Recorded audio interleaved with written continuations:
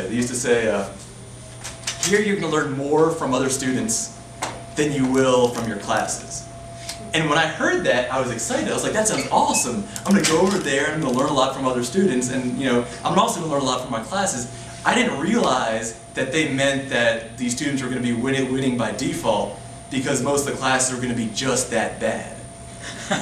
These are going to be the best 4 years of your life. Now, that is the most honest way anybody has ever admitted to having poor education that I've ever heard of. If these are the best 4 years of your life, obviously your education has failed to do whatever it was meant to do.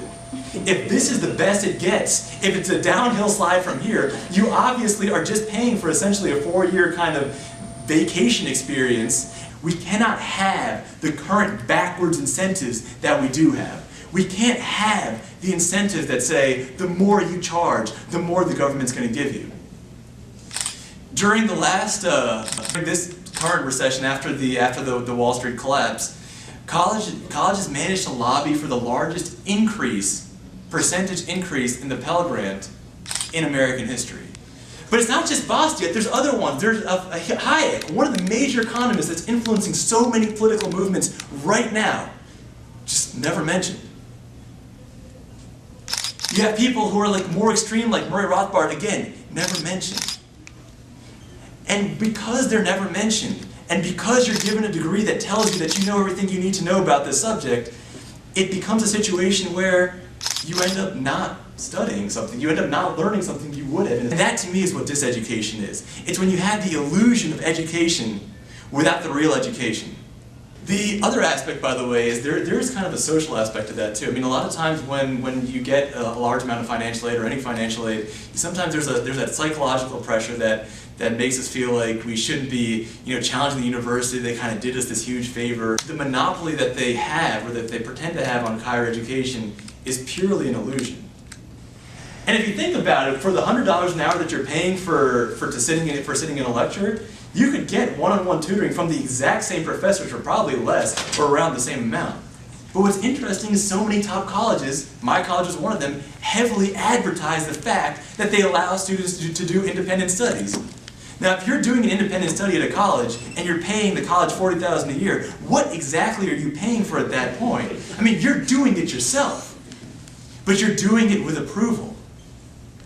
I mean, it's to me like this amazing indication of how kind of sycophantic education has made us, that we sort of seek approval before doing anything, that if we don't have the university approval on it, it's not real.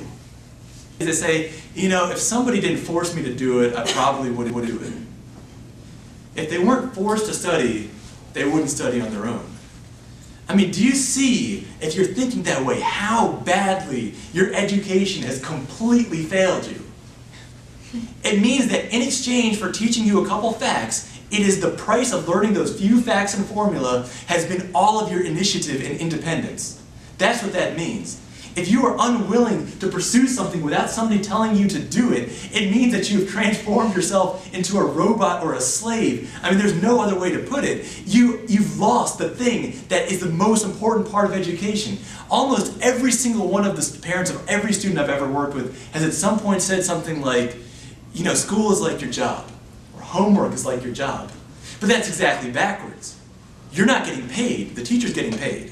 School is the teacher's job. You are receiving the service. Now, things have gotten so backwards that now students kind of feel like they're like providing the service. They're the ones who are doing the thing, and the teacher kind of pays them with grades. But I mean, that's insane. That to me often is, why are the for-profit colleges seemingly worse than the non-profit colleges? And I think a big part of that, and I think the biggest part of the discrepancy that people are seeing, is this kind of gold rush mentality that we're seeing in higher education. Because if you have, let's say there's no subsidies of any kind, then what a college needs to do is they need to find some way to provide education at like the best cost, or the most competitive cost, that's like the best education possible. Right now, because like the goal of any college is to really get as much kind of financial aid as they possibly can, it really creates this mentality where they're just trying to like work the system and get as much as they can. I think that if we reduce the subsidies just across the board, you're going to see a lot more growth in a much more powerful direction in the for-profit colleges. The other aspect of the for-profit colleges that I personally think is problematic really relates to this idea of degrees. Because when you look at the advertising, what do they say? They don't say like get more educated, they say like get your degree, get your master's degree, get whatever kind of degree. And this overemphasis that we're putting on degrees at the expense of actual education, to me is exactly as backwards as if somebody saved up to buy a trophy instead of saving up to buy like tennis lessons. Some of it goes towards professors, who many of whom don't even teach. I mean, because having a Nobel laureate on staff makes the university seem more desirable. So you have to, it's almost like you're paying Tiger Woods to wear your sunglasses. Like the fact that he's there makes the college, but you have to pay him for that service obviously, because other colleges want him there too. So we're paying for those kind of almost celebrity endorsements, for lack of a better word. So a lot of it's going towards that. There's been this huge increase in presidential salaries. There's now I think like 30-some presidents that make over $1 million a year. There's a kind of misunderstanding about sports in college. There's this idea that athletics brings in this ton of money into universities. Out of like the 600 and some football teams, I think only 12 or 13 actually break even or make a profit. So a lot of it actually goes, again, to subsidize the sports program.